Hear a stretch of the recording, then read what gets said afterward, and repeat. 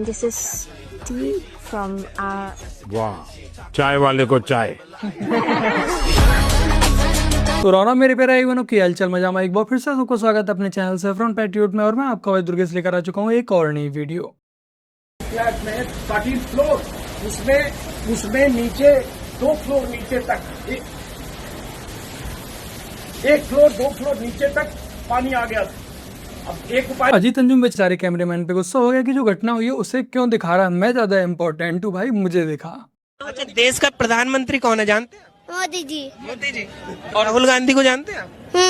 कौन है वो? गधा। गलत बात है, बच्चों को गलत जानकारी दी गई है। भाई वो गधा नहीं है, वो पप्पू है। धर्म छोड़ दिया लेकिन दहेज नहीं छोड़ा। संविधान की शपथ लेके शादी कर रहे हैं, वही संविधान जिसमें दहेज लेना व देना दोनों दंडनीय अपराध है। तो ना तो ये बाबा साहब के सगे हैं, ना ये संविधान के सगे हैं, ये दोगले हैं। ये सिर्फ और सिर्फ दिखावे पे जी रहे हैं। इन्होंने ना ही कभी अम्बेडकर को पढ़ा है, ना ही कभी अम्बेडकर को फॉलो किया। इन्हें दहेज भी लेना और अम्बेडकर वादी भी बनना है। इसकी निरंतरता बनी रहे। हमें यह नहीं भूलना चाहिए कि आतंकवाद का न कोई देश होता है और न कोई धर्म। टेररिज्म और इनोसेंट ह्यूमैनिटेरियन लॉस के लिए कोई भी वजह, चाहे वह वास्तविक हो या काल्पनिक, जायज नहीं है। एक्सेलेंसी, इस संदर्भ में यह हो सकता है कि कुछ दिनों बाद राजनाथ सिंह जी ये कहते हुए नजर आए कि जो पाकिस्तान है वो इस दुनिया में अमन चाहता है। पाकिस्तान हमारा सबसे पड़ोसी देश है। तो इसमें भी आप लोग आश्चर्य मत कीजिएगा, क्योंकि जो आज की बीजेपी है वो कांग्रेस बनना चाह रही है। अरे थक गए। अरे बसाले भैया गाना बजाओ। ये कौन सा गाना है? दीदी ने अलाउ कर दिया क्या? आज कौन सा दिन है? 5 मई। बीजेपी आ गई क्या? यही उम्मीद करता हूँ कि 5 मई को कुछ ऐसा ही हो। बाकी का जो भी होगा वो 4 मई को ही पता लगेगा। बाकी का मैं आप लोगों के लिए अपडेट दे दूं कि 4 मई को मैं लाइव आऊंगा। तो जैसे भी माहौल होगा, जैसा भी रुझान होगा, वो साथ में मिलकर देखेंगे। 1 मिनट, 300 करोड़ का मूर्ति बना है। 1 मिनट, हम लोग का इंडिया का आबादी कितना है? 140 करोड़ के ऊपर। मूर्ति कितने का बनाया है मोदी? हमको याद नहीं है। 1-1 करोड़ सबका अकाउंट में डालता है ना, तो आज कोई गरीब नहीं होता इंडिया में, समझे ना? कौन बोला? ममता ने 15 लाख तो सब करोड़पति होता इंडिया में, कोई गरीब नहीं होता। जो माइक पर बोल रहा है वो मदरसा छापी है, लेकिन उसके साथ में खड़े होकर जो लोग तालियां बजा रहे हैं वो भी मदरसा छाप हैं। मान लेते हैं कि जो मूर्ति है वो 300 करोड़ की बनी है। अब इसका लॉजिक ये है कि 300 करोड़ की अगर मूर्ति बनी है तो हमारे देश की आबादी 125 करोड़ या 130 करोड़ जो भी है, तो सब में अगर हम 1-1 करोड़ रुपए बांट देते तो सर कोई अमीर हो जाता, कोई भी गरीब नहीं रहता। तो भाई सिंपल सा लॉजिक है, अगर 300 करोड़ की मूर्ति बनेगी और पूरे देश की जनता में बांटेंगे भाई, तो सिर्फ 300 लोगों को ही 1-1 करोड़ रुपए बंट पाएंगे, ना कि पूरे देश की जनता को। तो यही कहना है, मदरसों में जाने के जाए कृपया स्कूल कॉलेज पर ध्यान दो, तो इस तरह के वाहियात लॉजिक नहीं दोगे। कि दीदी का सरकार बंगाल में आएगा कि मोदी जी का बीजेपी का आएगा? आपका क्या पसंद है? और आपका क्या पसंद है? हम तो सोचे हमारी आ जाए, इन लोग का क्या आएगी, लेकिन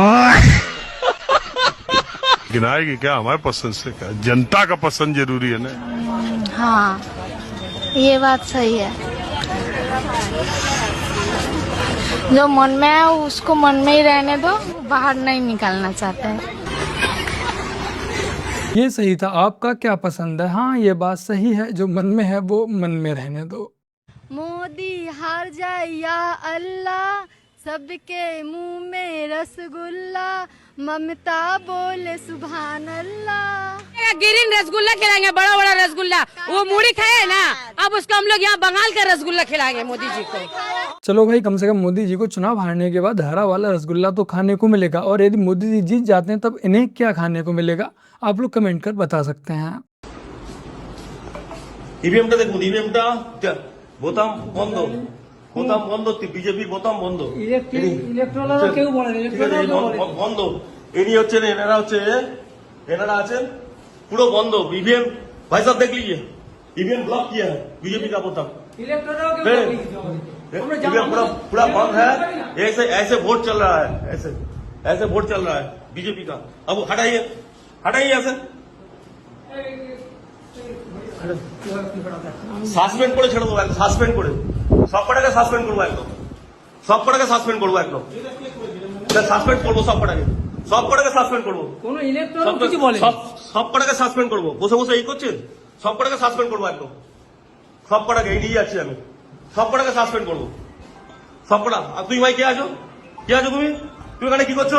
এই অ্যারেস্ট করুন, অ্যারেস্ট করুন, অ্যারেস্ট করুন। কি করছে?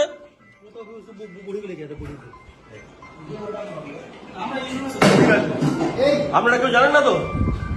আমি এই ফার্স্ট বলিং আপনি আপনি জানেন না একটা ইভিএম এতে আছে, ইভিএম চেক করতে হয়। হ্যাঁ আপনি দেখলেন তো ব্লক করা ছিল, ব্লক করা ছিল, দেখেছেন তো? আপনারা দেখেছেন সবাই ব্লক করা ছিল, ব্লক করা ছিল, দেখেছেন তো? দেখেছেন তো? ঠিক আছে। इस तरह से पश्चिम बंगाल में ईवीएम हैक हो रहा है, जिससे कि ममता दीदी के गुंडों के द्वारा किया जा रहा है। जहां पर जो ईवीएम मशीन में बीजेपी का बटन होता है उसे टेप से लगाकर बंद कर दिया जाता है, जिससे कि लोग ना देख पाएं कि बीजेपी का बटन कौन सा है और कहां पर उसे ना दबा पाएं। और इस समय इस घटना के बाद से हमारे देश का जो लोकतंत्र है, वो संविधान है, वो बिल्कुल भी खतरे में नहीं आ रहा है। बाकी का ऐसी एक नहीं कई जगह से ऐसी वीडियोज आई हैं। ব্লক করা আছে তো, ব্লক করা আছে তো, তিন নম্বর ব্লক করা আছে তো, দেখে যান 3 নম্বর ব্লক করা আছে কিনা, ব্লক করা আছে কিনা দেখে যান, ব্লক করা আছে তো, ব্লক करा है तो। तीसरे नंबर पर बीजेपी का बटन है, जिसे टेप लगाकर बंद कर दिया जा रहा है। इस समय पश्चिम बंगाल में 2 लाख से ज़्यादा सेंट्रल फोर्स हैं। उसके बावजूद भी ईवीएम में जो बीजेपी का कैंडिडेट है उसके सामने वाला बटन है उसे बंद कर दिया जा रहा है। जी, तो हमारे पास कुछ ही वीडियोस आई हैं, न जाने ऐसी और भी कितनी घटनाएं हुई होंगी, कितनी जगहों पर ये सब इन लोगों ने किया होगा। और यदि पश्चिम बंगाल में इतनी सेंट्रल फोर्स ना होती तब की सिचुएशन तो सोचना भी संभव नहीं है। बाकी कहाँ जो हमारे देश की दलाल मीडिया वो उस पर एक ट्वीट तक नहीं करेगी, वीडियो बनाना तो दूर की बात रही। अगर हाँ यहीं अगर टीएमसी के बटन को बंद किया गया होता तो इस पर 8-10 वीडियो रवीश कुमार जैसे, अजीत अंजुम जैसे लोग बना चुके होते। लोग वोट दे करके आ भी रहे, आपने वोट दे दिया? हाँ। इंतजाम ठीक था? ठीक है, एकदम फर्स्ट क्लास। और हम चाहते हैं मन खोल के कम से कम कह सके जय श्री राम। बहुत हो गया, मर रहे हमें शहर में। अरे गुस्सा क्यों हो रही है दीदी, बात तो करते जाओ, आप बोलो जो बोला। क्या बोले गलत? आप क्या हम अल्लाह अकबर बोल सकते हैं लेकिन जय श्री राम नहीं बोल सकते? क्या गुनाह किया है हमने हिंदू होके? बड़ा गुस्सा। ये गुस्सा नहीं है, पश्चिम बंगाल के हिंदुओं का दर्द है जिसे ममता दीदी ने दिया है, जो सिर्फ और सिर्फ पश्चिम बंगाल में मुस्लिमों को पाल पोस कर बड़ा करने पर लगी हुई हैं। अगर हिंदू अपना कोई त्योहार भी मनाता है तो उसे परमिशन नहीं मिलती, सुप्रीम कोर्ट ही जाना पड़ता है। अगर 26 में बीजेपी नहीं आता तो क्या परिस्थिति हो सकती है? देखिए, अगर 26 में बीजेपी नहीं आता तो हम लोग जो हिंदू नारियां हैं उन सबको बरखा और हिजाब पहन के घूमना पड़ेगा, और जो हिंदू लड़का लोग हैं उसको नमाज करना पड़ेगा और रोजा रखना, और उसके साथ बीफ भी खाना पड़ेगा। यही हकीकत है, बुर्का भी पहनना पड़ेगा, टोपी भी लगानी पड़ेगी, रोजे भी रखने पड़ेंगे। हो सकता है कि आपको खतना भी करवाना पड़े या फिर आपको पश्चिम बंगाल छोड़ना पड़ेगा। देखिए, अगर बीजेपी नहीं आई तो पोस्ट पोल वायलेंस निश्चित है। 5 साल के अंदर में हम लोगों को सब बोरिया बिस्तर बांध के किसी दूसरे स्टेट में जाना पड़ेगा। तो ये हम लोगों के लिए as a businessman, as a Hindu Bengal के अंदर में हम लोगों के लिए बहुत जरूरी है कि इस बार परिवर्तन लाए। एज अ हिंदू क्यों बोला? एज अ हिंदू इसलिए बोला कि हमने बंगाल में इस तरह से पिछले 12 साल 15 साल का ट्रैक रिकॉर्ड रहा है कि हिंदू कोई भी फेस्टिवल कर रहा है तो हम लोग को हाईकोर्ट जाना पड़ रहा है। क्योंकि यहाँ परमिशन नहीं मिलती हम लोगों को। आप लोग देख लीजिएगा, मैं पहले से ही बता दे रहा हूँ, अगर पश्चिम बंगाल में बीजेपी 1% भी चुनाव नहीं जीतती, हार जाती है, तब 2021 की तरह पश्चिम बंगाल में फिर से पूरा पश्चिम बंगाल दंगों की आग में झुलस जाएगा। हिंदुओं के घरों को जलाया जाएगा। जिन लोगों ने बीजेपी को सपोर्ट किया था, बीजेपी को वोट दिया था, उनके घरों में घुसकर तोड़फोड़ की जाएगी, आगजनी की जाएगी, व उनकी बेटियों को उठा लिया जाएगा। और जब ये सब हो रहा होगा उस समय पर केंद्र में बैठी बीजेपी की सरकार आंख बंद कर लेगी, कान बंद कर लेगी, अपना मुंह भी बंद कर लेगी। हम तो चल गए थे बिहार माइकन।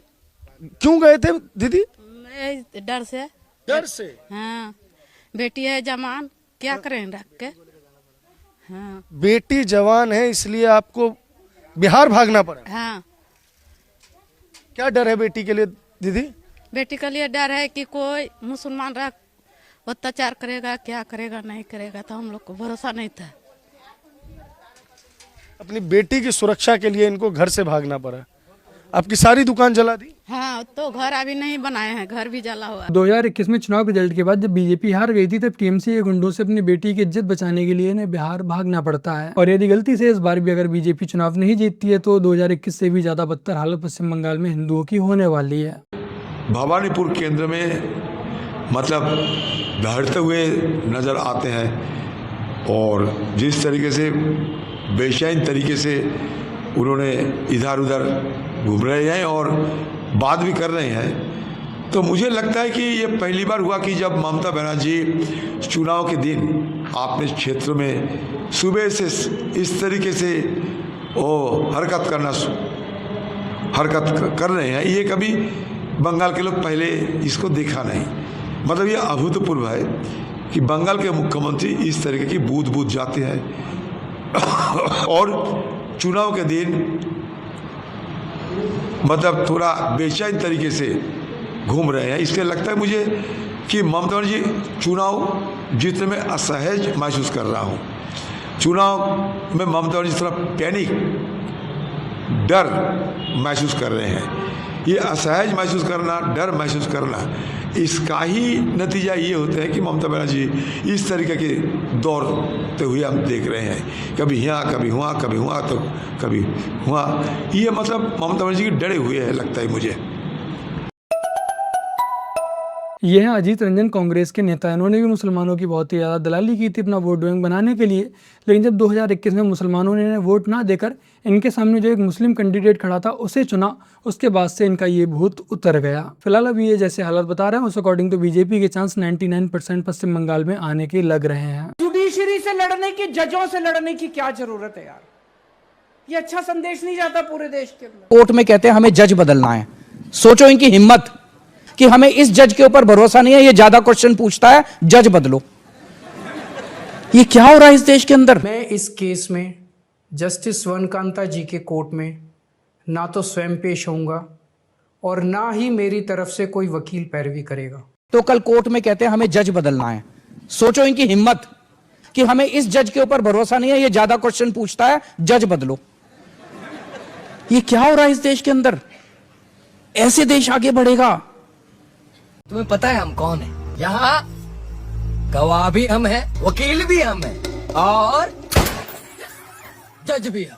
अगर इसके पलटू वाले बयानों पर एक वीडियो बनाई जाए तो पूरी एक वेब सीरीज बन जाएगी। ये अपनी हर एक बात से लगभग पूरी तरह से पलट चुका है। तो बस मेरे प्यारे भाई बहनों, आज की अपनी इस वीडियो में इतना ही। वीडियो को लाइक शेयर कमेंट और अपने चैनल को सब्सक्राइब आज से कर लीजिएगा। बाकी कहाँ फिर से मैं आप लोगों के लिए बता दूं कि 4 मई को हम लोग लाइव आएंगे, तो आप लोग भी लाइव में अवश्य जुड़िएगा। चलिए फिर मिलते हैं एक और नई वीडियो के साथ। तब तक के लिए जय हिंद, वंदे मातरम, जय श्री राम। आप वुमेन्स को किस तरीके से आप उनका रोल देखते हैं आर्मी के अंदर? मेरा आपको काउंटर क्वेश्चन ये है कि आप कितनी वुमेन चाहते हैं कि इंडियन आर्मी में हो? At least 100%, not 100%, 50%।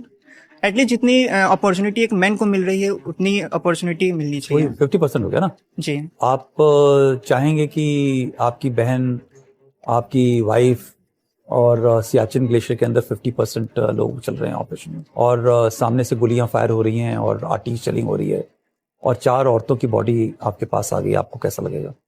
अभिनंदन का केस ले लो आप। अभिनंदन के साथ में बदसलूकी हुई।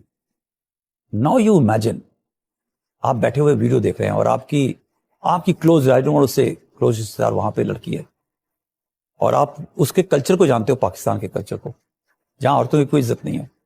ठीक है, तो क्या क्या चल रहा हो आप सोच सकते हो? Will you like to happen? So now you will say कि सर आप तो एक्सट्रीम पे लेके जा रहे हो, but this is reality. Sir आज तो मॉडर्न जमाना है, आदमी भी घर में खाना बनाता है, औरत बाहर काम करती है। So these are not correct examples. You have to find eventually biologically, physically, mentally women are far more stronger than men, इसमें कोई शक नहीं है। ठीक है, but physically is it true? तो somebody will say कि सर आपको पता नहीं कि लेबर पेन कितना होता है, आप लेबर पेन करके देखो। So you know we can always get to examples to prove a point.